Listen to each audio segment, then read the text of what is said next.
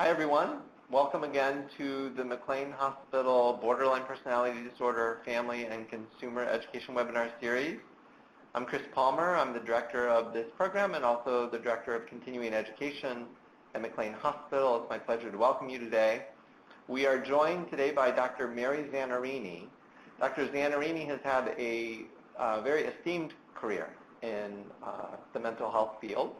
I won't list all of her accomplishments, but some of them. She's been the principal investigator of the longest longitudinal study of borderline personality disorder called the McLean Study of Adult Development.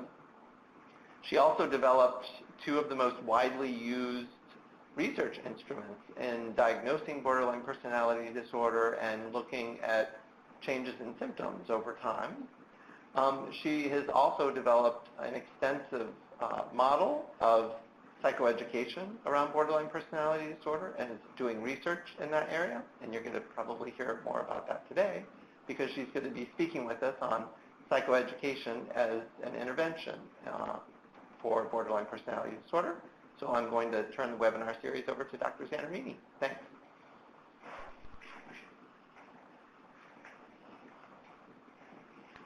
Good afternoon. As Chris mentioned, my name is Mary Zanarini, and the topic today is psychoeducation as an early treatment for borderline personality disorder. Now, what is the importance of such a program? Two of the things I'm going to teach you about are in these next two slides. Many borderline patients are not told of their borderline diagnosis in many places in this country and around the world. And this often leaves them thinking that they are bad people or the only ones suffering from these symptoms.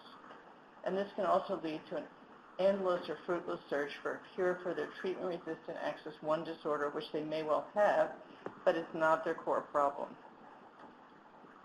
This problem also deals with the fact that of those who are told, many are not given up-to-date information about BPD. And the web is full of misinformation about BPD.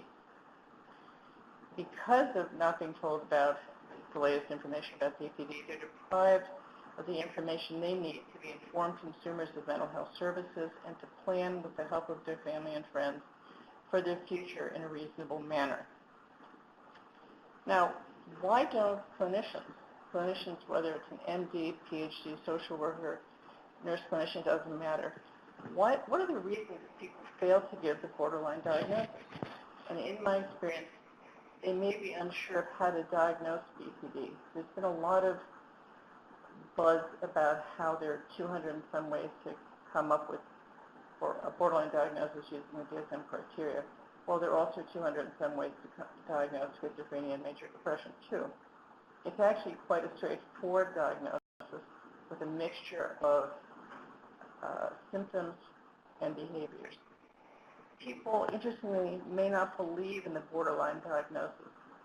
And people who don't believe in it don't believe in it powerfully and for reasons I've never fully understood.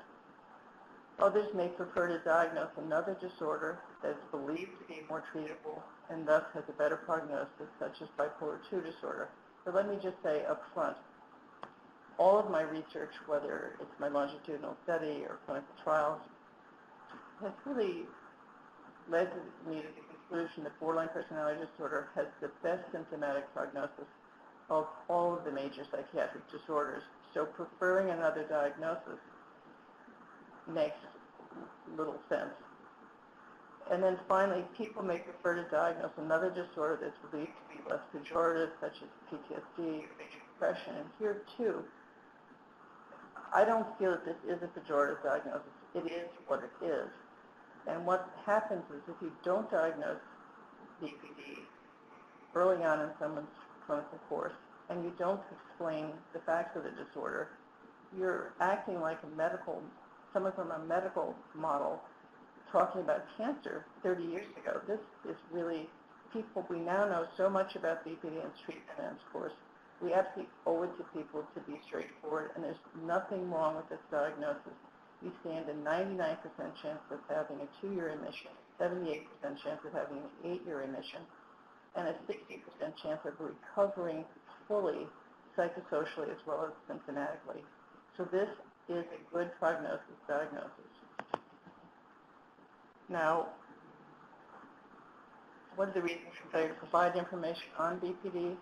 Many clinicians feel they don't have time to teach their patients the latest information about BPD, or they just don't know the latest information about BPD. Now, we conducted a pilot study, amazingly, in 2003 and 4, so I've actually been working on this topic for almost 15 years. We used a set curriculum shown as a PowerPoint presentation, showing also our technological limitations at that time. And the main topics included the signs and symptoms of BPD, its etiology, which is complex, comorbid disorders, treatments, and the course of the disorder, what we knew back then. And it was taught by two clinically experienced research assistants, one with a BA and one with a master's degree. And we had 30 subjects randomized to a psychoeducation workshop and 20 subjects randomized to a control group who did not receive any treatment. And the study had 12 visits, a baseline visit, and 11 weeks of follow-up. And what did we find? Well, first, our outcome measure was an instrument called the ZAN-BPD, the Zanarini Rating Scale for Borderline Personality Disorder, which this version of the ZAN-BPD is actually a clinician-administered semi-structured interview. And 3 self-reports, the best from the Iowa group that measures the severity of borderline symptoms, much like the ZAN-BPD, the Sheen Disability Scale, which measures the level of psychosocial functioning, and emergency psychiatric care, use of psychiatric services during the study. And just to say a few words about this version of the Zanarini Rating Scale for BPD, it's a clinician-rated scale that provides a continuous score of BPD, as well as 4 core sectors of borderline psychopathology.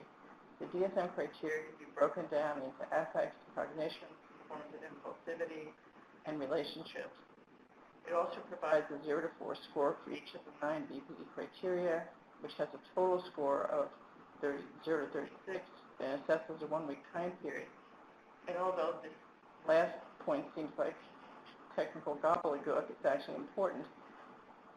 It has well-developed psychometric properties: convergent and discriminant validity, internal consistency, iterator reliability, test-retest reliability, and sensitivity change over time, which actually means, most importantly, it actually is measuring in a useful way what it says it's measuring. Now, this is just an example. You can see here that you have 0 from no symptoms to 4 severe symptoms, and for the self-destructiveness item of the DSM for BPD, it goes from no self-mutilation or suicide efforts reported or observed during the interview up to 2 to 3 instances of cutting and burning self, 1 suicide attempt, and it goes up slowly and gradually. So it's a very fine cut measure.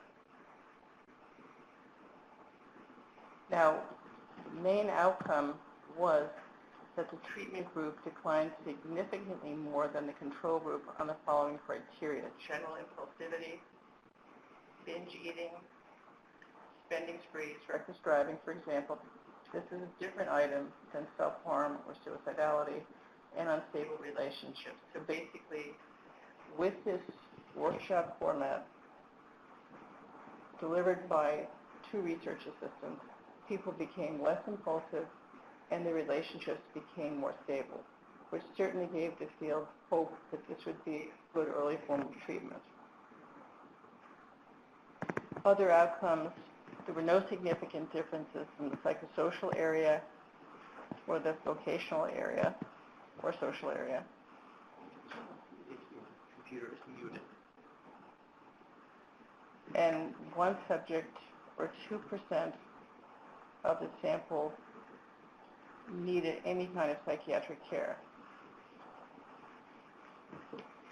And this involved a phone call to an old therapist. So basically, not only did this early form of treatment move people forward symptomatically, although not psychosocially, it did not lead to any negative consequences, like people needing all kinds of emergency care. Now, no subject dropped out of the study, and in fact, all 50 subjects completed all 12 weeks of the study, which I owe to having really exceptional people working with me, and to the loyalty of these patients, who, when they agree to something, in my experience, tend to follow through. Now, numerous treatment facilities throughout the U.S. and Canada wanted to implement this early form of treatment, but none could afford the intensive effort and cost involved. In response to this lack of access, we developed, with the help of an NIH grant, an internet-based program for both the curriculum and the assessments, and also, as our main outcome measure, a self-report version of the Bpd. Now, as I just mentioned, we've developed a website where subjects can assess our curriculum and take all 8 of their assessments, which actually took about 15 minutes for the assessments. The curriculum took about an hour to read. And this is our website. This is what it looks like when people go to it. And they were assigned a username and password. Now, we conducted this study in 2013 to 2015, and the paper's been out in the Journal of Clinical Psychiatry for the last year. We recruited by internet ads. These were symptomatic volunteers, very much borderline, but they were not patients in any form of treatment at that time. The same as in the pilot study. And our inclusion-exclusion criteria were very similar to those of the pilot study. People were young, 18 to 30, women. They had no history of a psychotic disorder or current substance abuse dependence, although they could have any other form of comorbidity. They had no current treatment, and they met particularly rigorous criteria for BPD. And it's important to mention that whether you're an outpatient, a symptomatic volunteer, a partial patient, an inpatient, patients do demonstrate very similar levels of borderline psychopathology and even comorbid disorders. What's different is that their psychosocial functioning is better if they're a symptomatic volunteer or an outpatient than if they were an inpatient. Now, the current study involved 80 subjects. Half were randomized to receive the curriculum and half not. And this study had an acute phase lasting 12 weeks, similar to our pilot study, but it also had a maintenance phase encompassing assessments at 6, 9, and 12-month follow-up. So it's basically a year study with 15 assessment periods. Now, what was in this curriculum? There was introductory information, the history of the diagnosis, stigma associated with the disorder, and demographic characteristics associated with BPD, symptoms of BPD, and we studied 24, not the 9 of the DSM, or not solely the 9 of the DSM, and alternative theories of how these symptoms fit together. Co-occurring disorders, etiology, which is complicated, involving childhood adversity, family history of psychiatric disorder, biological factors and temperamental factors, longitudinal course, and I've mentioned what a good outcome disorder this is, psychosocial treatments, and there are now 5 evidence-based treatments for BPD that are comprehensive and several that are adjunctive, and psychotropic medications. Now, we use diagnostic interviews, the well-known SCID for Axis 1 disorders, the revised diagnostic interview for borderline to the DIB-R, which is an instrument that assesses 22 symptoms of borderline personality disorder. It's both categorical and dimensional. And the diagnostic interview for DSM-4 personality disorders, or the DPD-4. And basically, in personality disorders, DSM-4 and 5 are pretty much identical. Now, we use the self-report version of the Bpd, which was found to have good convergent validity, test-retest reliability, and sensitivity to change. And the best from the IRA group, which I mentioned before, which also has very good psychometric properties and very well-worded items. The self-report Bpd on the self-destructiveness acts criterion tries to follow and pretty much succeeds in being a self-report version of the same banded levels from no symptoms to severe symptoms. There's nothing going on at the 0 level, at the level over 4. I've cut myself or burned myself 2 to 3 times or made a serious suicide attempt. So this is in the past week, and we're trying to measure dimensionality and change over time.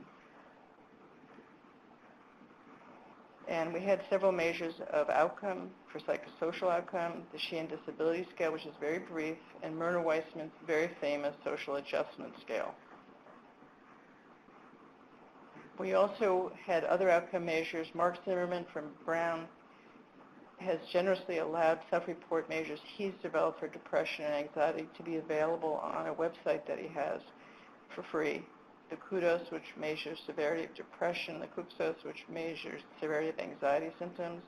And we also had a treatment utilization questionnaire, really wondering how much treatment people would seek out during the course of the year, either because they were interested in learning more about themselves or because they entered some crisis state. We also did a pre- and post-test of knowledge, only given at weeks 1 and 2, 35 questions. Now let's talk about who was in this study. They were young, about 20. Their SES, they were middle class. Their global assessment of functioning score put them in the fair range. They were not doing terribly, but they weren't doing particularly well either. And the majority were white, but we had about 30% who were people of color, or women of color. Their prior treatment history, about half had been in individual psychotherapy at some point in their life.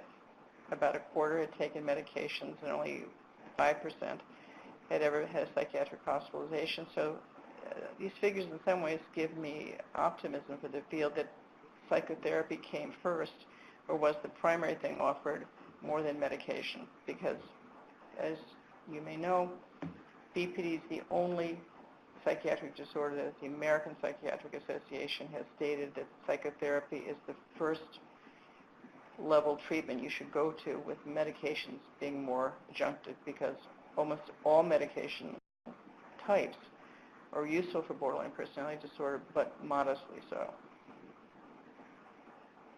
Now, lifetime disorders, 3/4 had a history of a mood disorder, mostly depression. About a third had a problem with substance use disorders. And these were young people, and alcohol and marijuana were the primary disorders. Anxiety disorders, which actually, because of the DSM-4 study, it's about 60% includes PTSD, and an eating disorder, the 20%. And this includes anorexia, bulimia, and binge eating disorder. And axis 2 disorders, an odd cluster disorder, about 20%, and those are people who are a little unusual, but not in the sense of being on the spectrum, but more just displaying concerns about intimacy or distrust of others. About half had an anxious cluster personality disorder. They're very dependent or very avoidant, something like that.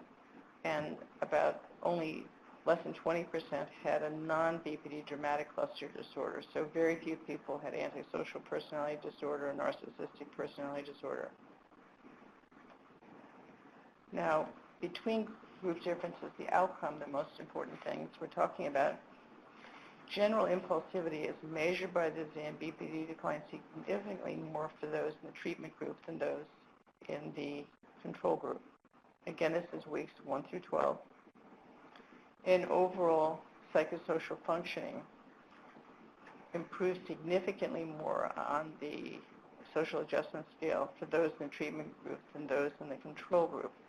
So I wouldn't actually say it's general impulsivity, it's overall impulsivity. So this, we're looking at an item that combined self-harm, suicidality, and general impulsivity.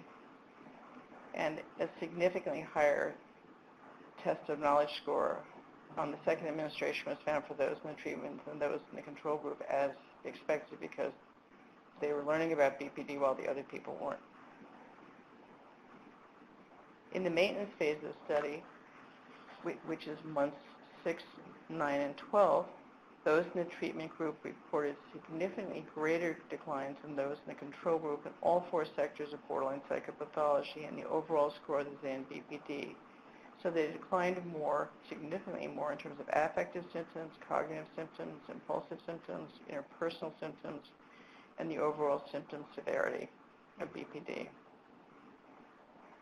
There were no significant differences in terms of psychosocial functioning, in terms of depression levels, anxiety levels, or seeking out treatment, which very few people actually did. Now, the good news here is that 77 of the 80 subjects completed all 15 assessment periods, or 95% of the people. Now, main findings: subjects did not experience the symptomatic upsurge due to being told of their borderline diagnosis, which is one of the reasons borderline diagnosis is not uniformly given. I think if you don't like or trust this patient group, you may imagine there's going to be a terribly negative response.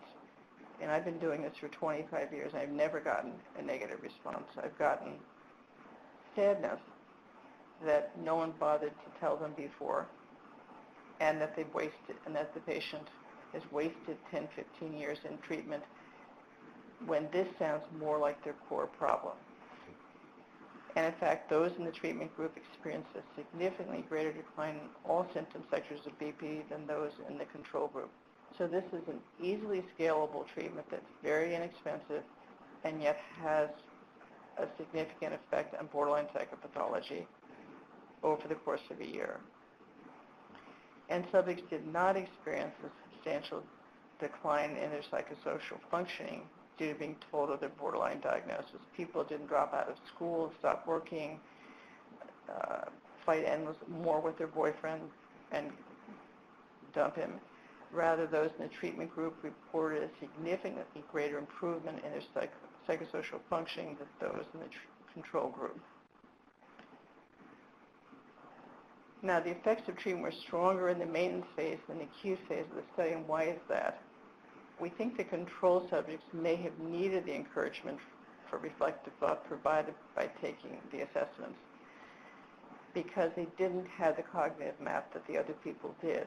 And when they got to the maintenance phase, what happened is their symptoms bounced all the way back up to where they were at baseline, where the other people, having learned about BPD, were more interested perhaps in thinking about BPD and realizing that some of its symptoms, you can't control how angry you are or how empty you feel, but you can control how impulsive you are and in many ways how stormy your relationships are. And they came to realize this through studying the curriculum. Now, in conclusion, and then several slides after this, taken together, these results suggest that internet-based psychoeducation is an effective form of early treatment for reducing the symptom severity of BPD for periods up to 1 year. And in many ways, I think it could best be used in settings. It can be used in all settings, I think, inpatient, partial, outpatient. But I think in settings where there is no available treatment, there's a wait list, or simply there is no treatment period, this could be something that would take the place of the fact that there's simply a dearth of treaters. Gavin Andrews from Australia, which is a very country with many rural areas, developed a complete internet-based set of treatments for anxiety and depressive disorders, which people do not have to be assigned to by a physician or psychologist. They simply go online, start taking the treatment, and complete it. And all of this is done at a distance, and he overcame the problem that there are so many rural areas and so few providers that something that's good is better than nothing. And I just want to tell you about a new initiative we have at McLean. This treatment will be available to all patients thought to be appropriate by their primary clinician, and it'll be a free treatment. Diagnoses will be made by a 10-item self-report measure with good psychometric properties, the McLean screening instrument for borderline personality disorder, the MSI-BPD. All patients meeting a cutoff score on this measure will take the self-report version of the XAMPP-BPD and read the curriculum.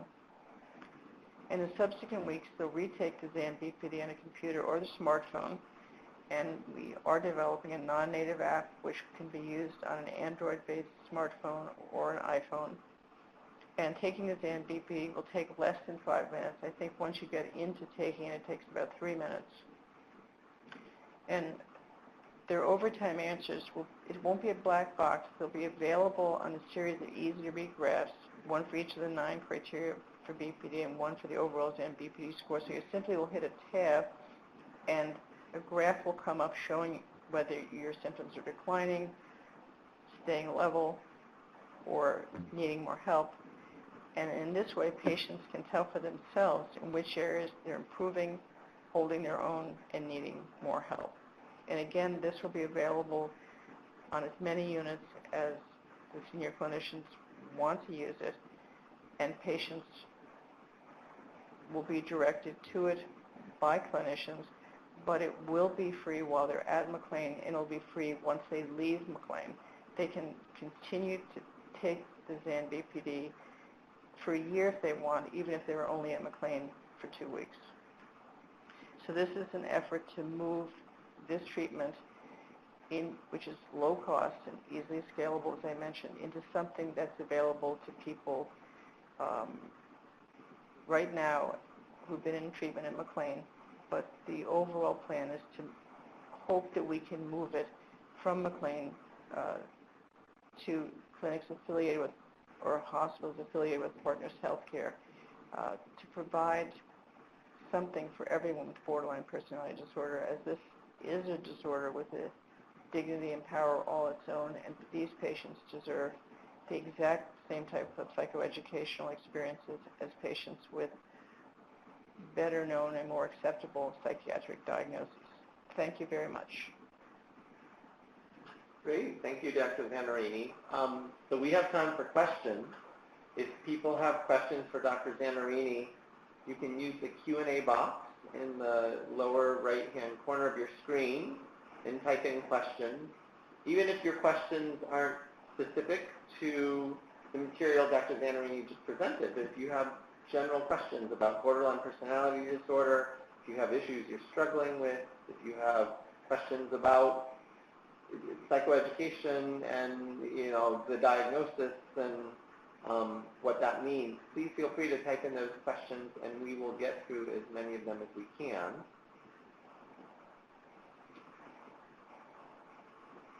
So one question, Dr. Zanarini, is you mentioned that this psychoed module might be available on Partners Healthcare platforms. Are there any efforts or is there any talk about making it available more widely? Because people around the world actually tune into these webinars, and so people from Australia and all over are wondering, well, how can we access this for our loved ones or for our patients, or and even individuals themselves are wondering, how can I get access to this material? Chris, that's an excellent question. It's one we're struggling with right now. We're going to try this out at a couple of sites at McLean.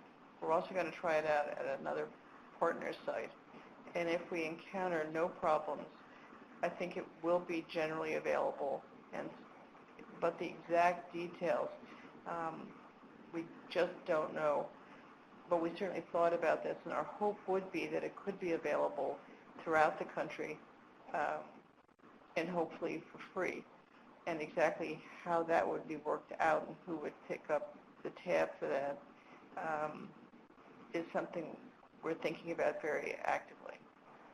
We understand that the need throughout the English-speaking world is great, and in fact the curriculum can be translated into many languages. And it also, I should say, our website, if you have problems reading English, or if you just have problems reading, it is narrated. So that's, I think, an assist too. Wonderful. So another question is, are there any evidence-based studies that demonstrate the benefits of an early diagnosis, intervention, and treatment of BPD in adolescents? So we talk about wanting to kind of, intervene early? And is there any evidence that it really does work?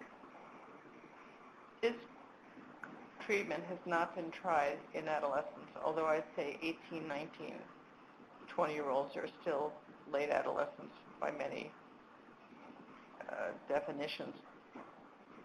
What it would, basically in the last 10 years, people have realized you don't develop BPD. Everybody doesn't develop BPD at 18 when they go to college or start work. That many people, boys and girls, have symptoms of emerging BPD or full-blown BPD as young as, in studies I've done, as young as 11 or as young as 13. And whether this would be helpful and also helpful for families is an open question. And it certainly will try to test this out of McLean on an adolescent unit. The only issue there is that those units are so intense already. We'll see.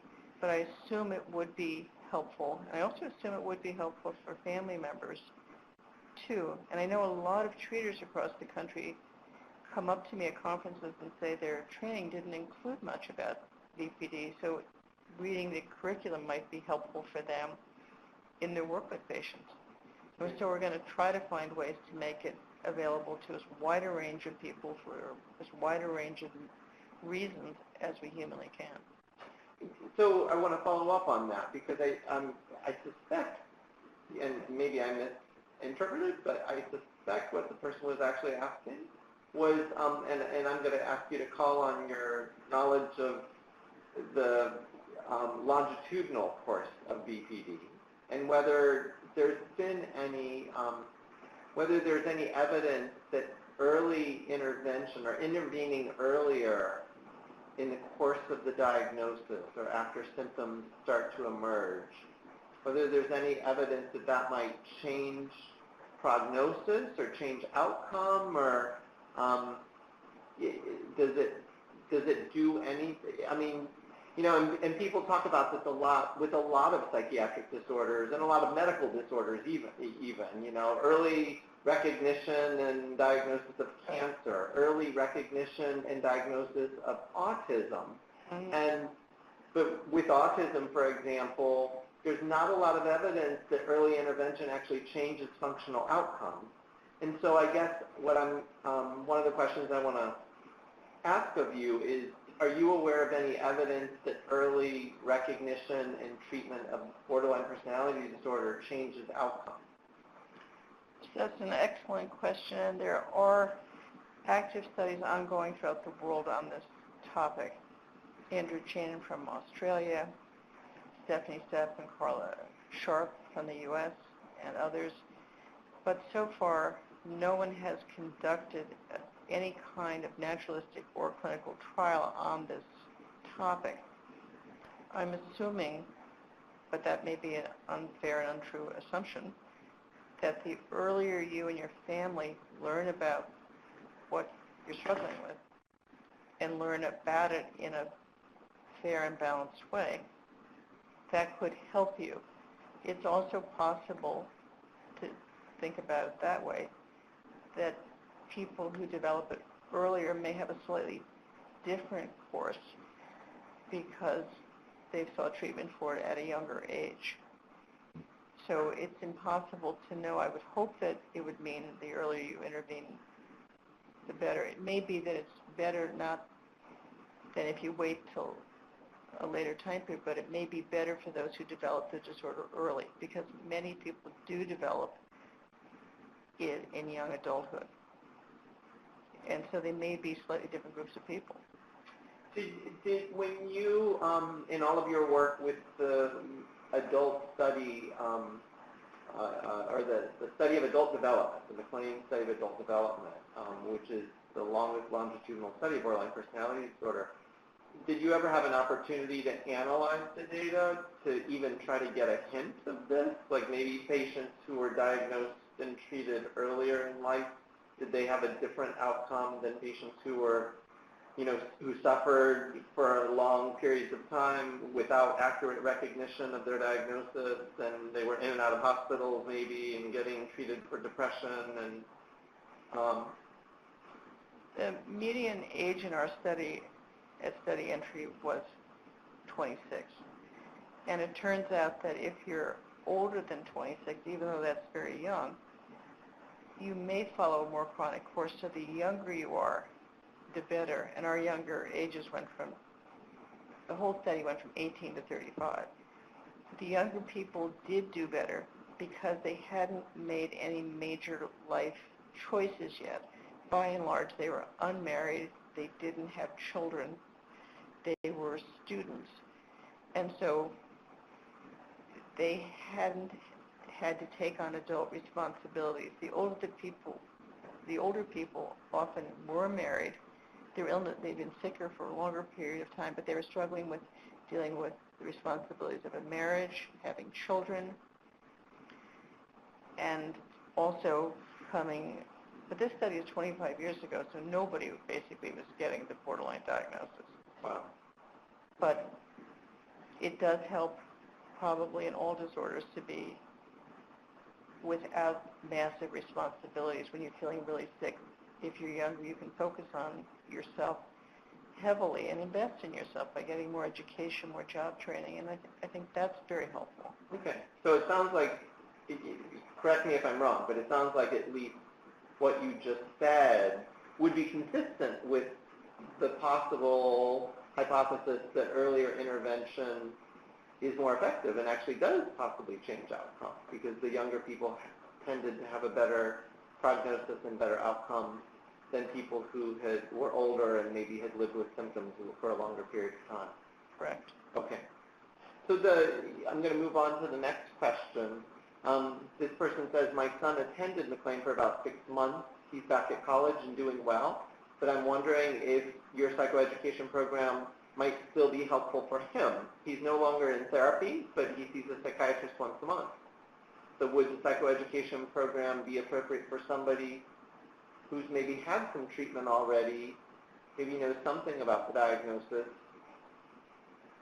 I think it would be helpful, and I'm really pleased to hear that he's doing much better. Again, we're trying to work out the logistics of who can access it when. But it is our hope that it will be, again, widely available to people to learn really all the facts. It's like a primer about BPD. It doesn't just go, many psychoeducation programs, many treatments have a psychoeducation module when it's a treatment for BPD, but they tend to focus on the 9 symptoms, not everything else. But like all serious diagnoses, let's say you develop diabetes and you were 18. There's so much information endocrinologists can point to that's accurate, that points out what kind of medications are available, what you can do for yourself, what the doctor has to do for you. That's what we're trying to do. Respect the fact that these people have an absolute right not only to be told what they have, but to learn everything they possibly can about it without a lot of emotionality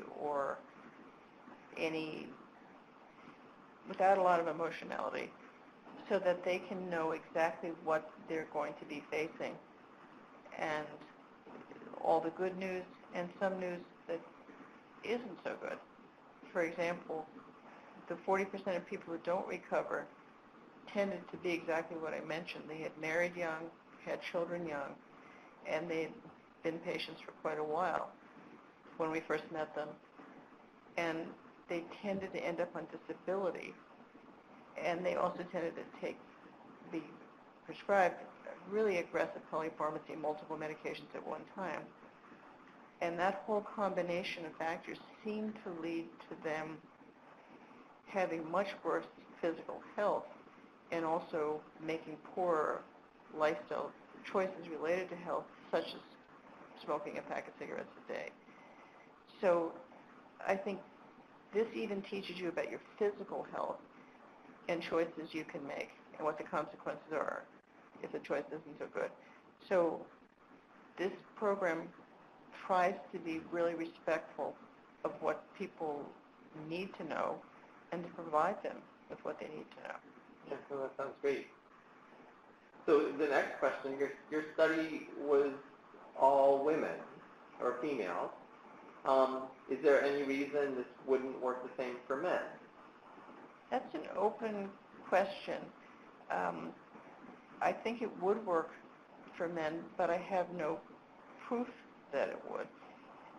But Gavin Andrews' program was open to men and women for anxiety and depressive disorders in Australia, and it seemed to work. I would guess from what he said when he was here giving grand rounds a while ago, a number of years ago, equally well for men and women. So the next question, you talked a little bit about the Bpd as an instrument that measures symptom levels. Is that a tool that could be used in monitoring borderline personality disorder symptoms for treatment response as well? So like could a patient or a family member use the Bpd themselves to monitor their own progress? The Bpd is one of a suite of 6 measures we've developed to measure some aspect of BPD. And researchers and more clinical programs write to me asking if they can borrow it or use it.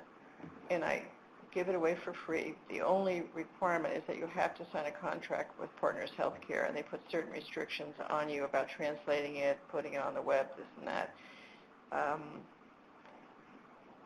The actually having a family member or the patient themselves asking for is not something we've actually dealt with. And it's really a matter, I think it's a good idea until what we're talking about, but you're talking about pieces of paper, but that would, in the end, permission would have to be granted by Partners Healthcare because they, in essence, own the measures. So that's a big technical issue that would need and legal issue that would need to be resolved, and right. Maybe that's resolvable or not. But in your, based on what you know about treatment and how patients respond to measurement of symptoms, whether they can accurately record their own symptoms or not, and how helpful that information would be, do you have any sense for whether that seems like a good idea, maybe a not so great idea? Is it something, is the Bpd something maybe better suited for research purposes, but maybe not for clinical care or use by a patient? Or do you think, no, that could actually be a great idea? I think it really is meant as much for clinical care as for research because this research is clinical research. And I think when people can see over time how well they're doing, which is the point of the graphs I've talked about, they can really see where they're excelling, where they're struggling, and where they're perhaps stuck a bit. And use that, just think about it, because a lot of these symptoms, again, people can exert self-control, for example, and be less impulsive.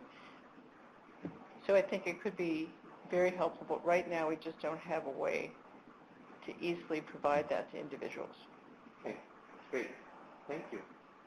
So 2 people have asked about diagnosing borderline personality disorder in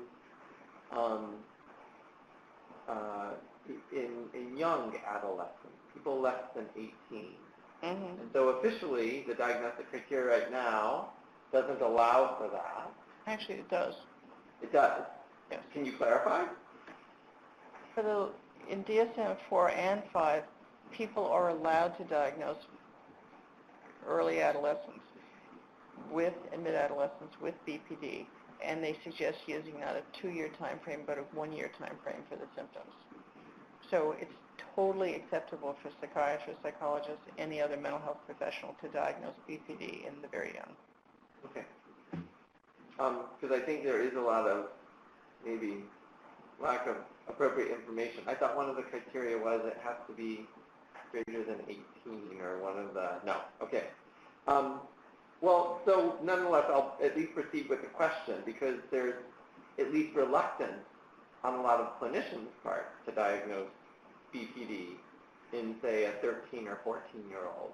And I think a lot of clinicians and maybe a lot of people in general parents, others, I think sometimes hope or think that, oh, this is just a phase, or it's adolescence. Adolescence is stormy anyway. People have highs and lows. They fall in love. They're devastated when their first love doesn't work out. Isn't that, maybe that's all looking like borderline personality disorder, and it's really not. And do you think that it's useful or helpful to maybe be advocating for more psychoed, more availability to young adolescents for these resources, given that some of them, in fact, have borderline personality disorder or emerging borderline personality disorder? And let me push a little further.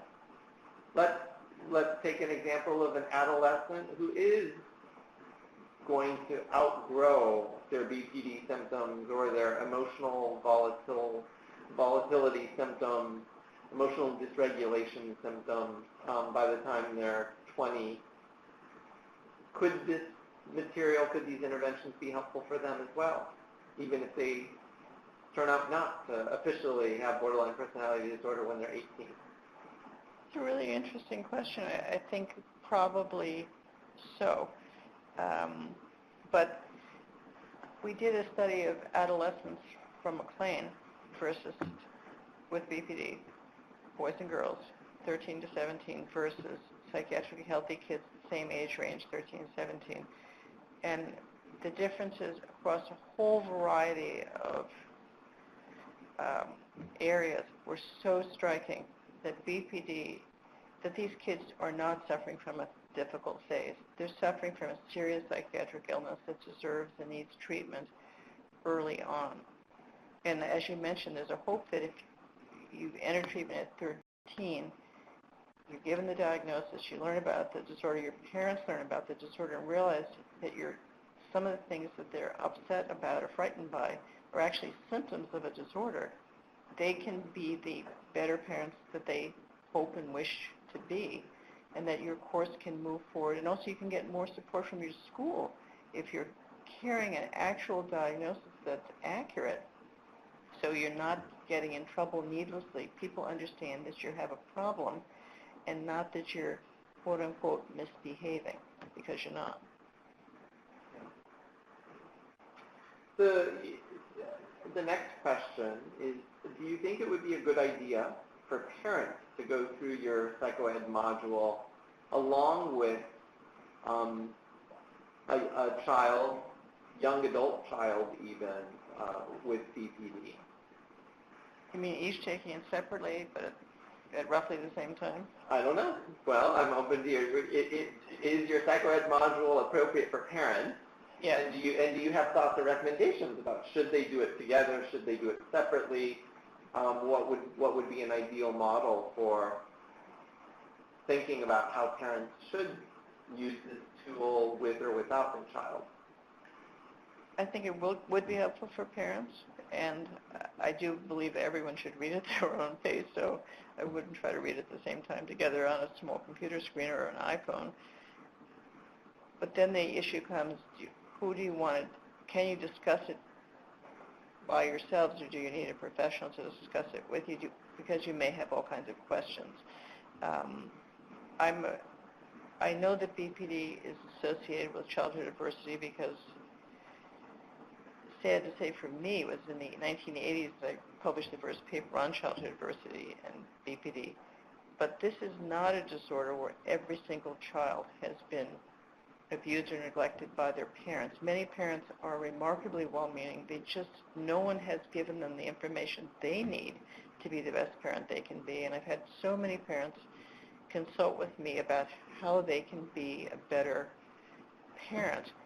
And I've also seen, to the amazement of their child, they often break down and cry.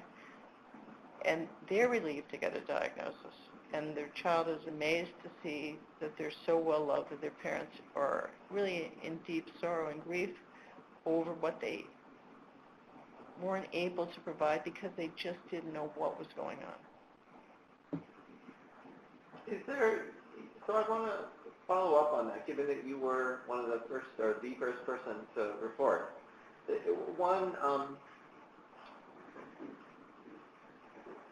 One question that's often come up for me is this issue of childhood adversity. And because most of the studies are based on adults diagnosed with BPD reporting that they experienced adverse childhood events. And usually it's either physical abuse and sometimes more emotional abuse or neglect. But one of the challenges for me in thinking about this question has often been that we know that that people diagnosed with BPD or people who suffer from borderline personality disorder are often much more sensitive to criticism or rejection than other people.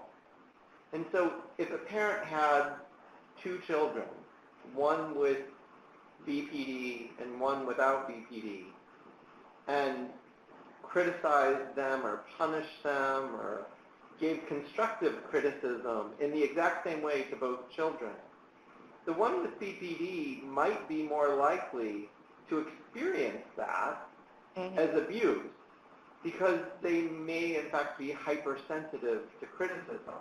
And the other one may say, oh, well, I kind of deserved it. I got into trouble, or mom or dad was just trying to make me the best person I could be, and so they were pushing me to study harder and get better grades because they thought I was capable of that.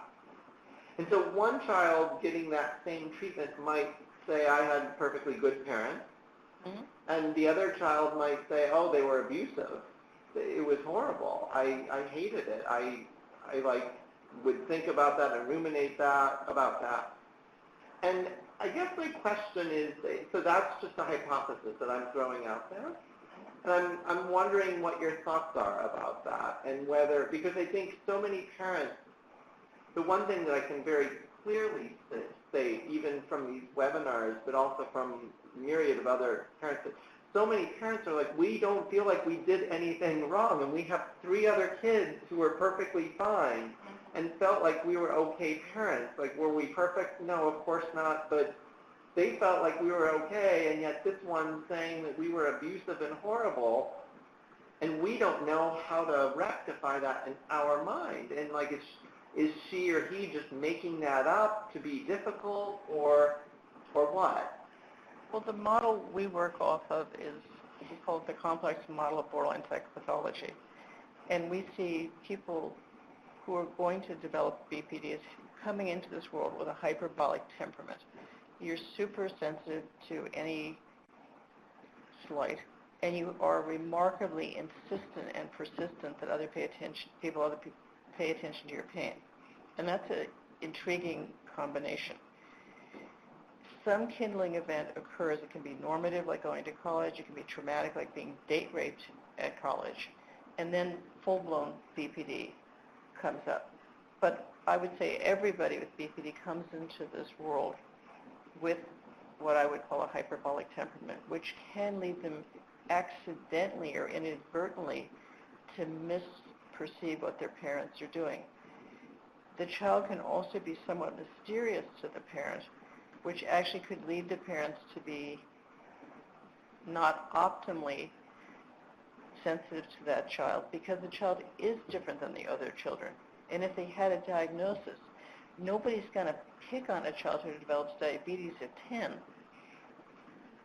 instead of waiting till a later onset. But if parents don't know it, they could be getting annoyed at the child for having this or that symptom. So I think it's an interactive thing, and it's sort of a mutual set of misunderstandings. Yeah.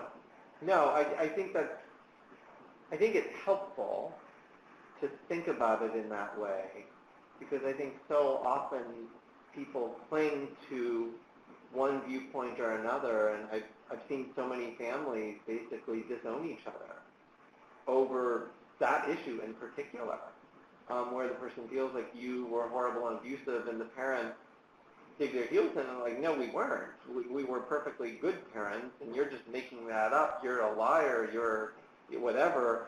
And in fact, both people have valid points, valid viewpoints, but because of borderline personality disorder symptoms and that hypersensitivity, and maybe the parent's difficulty in knowing how to manage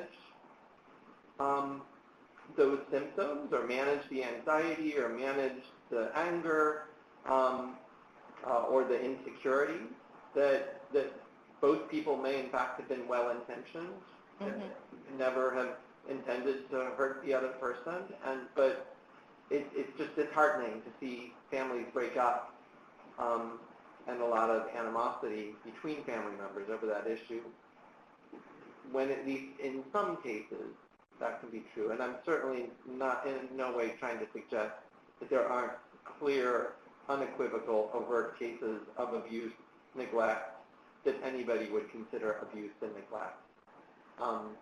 But I fear sometimes it's not so clear-cut. I agree with you, and I think the bottom line is that these youngsters with full-blown BPD at a young age, or in their 20s, need better than average parents. At least they need informed parents. And parents just having no idea, or spending a lot of money for their child to see a psychiatrist about a major depression they may be suffering from, and they are suffering from it. But if they don't realize that the substrate of that is borderline personality disorder, they may not be able to respond in the way that, in retrospect, they wish they had. You know, often parents have a lot of regret. And so I'm going to move on to the last question, because we've only got a couple minutes left. And so one person asked, how can we find out when or if your program will become available to the general public? Is there a website that they could look at? Do you have a research website? Will there be an announcement on a McLean or Partners website? Like, very good question. How should people think about, you know, because I think a lot of people who are going to watch this webinar, or who are watching it now, and or will watch it on the recorded version, are going to wonder, well, how do I find out? Any recommendations? My best guess is the most sensible way to release it would be through public affairs. And so they would get that on the McLean Hospital website? Right. Do you have a personal, not personal, but do you have a specific website or web page for your research? I think I do. I must say I haven't looked that up. But I think, again, it would be something that the hospital would be best to announce and provide information. Okay. All right. So we would just direct people to the McLean Hospital website. And certainly, I will say, the BPD webinar series, if these are still going on, whenever that release date is, if it's in the next, year or two, absolutely, we would absolutely put that on our website. So I encourage all the webinar participants to come back to our webpage, and we could even send out an announcement that, especially if it becomes widely available to people outside of the partner system, that we could certainly announce that to people who have viewed these webinars and signed up for them, and at least let them know that there is this free resource available that might be really helpful to a lot of people. And so with that, unfortunately, we are going to have to stop. So I really want to thank you, Dr. Zanarini. This has been very helpful, very enlightening. And I want to remind people, our next webinar is October 19th, and that is going to be with Maureen Smith, who's going to be talking about difficult conversations, how to discuss BPD with a loved one. So feel free to sign up for that and register for that. And with that, I am going